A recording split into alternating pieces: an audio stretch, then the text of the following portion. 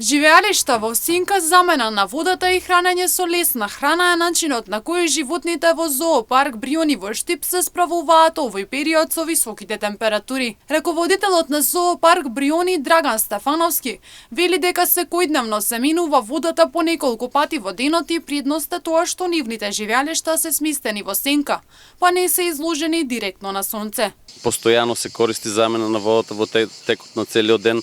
Предност во справувањето со топлите температури е тоа што живеалиштата, локацијата на живеалиштата е во сенка, така да животните не се изложени директно на сонцето.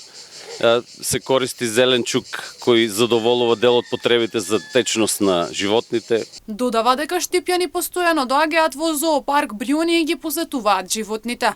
Но посетеноста најчесто е за време на викенд, во сабота и недела во раните утрински часови.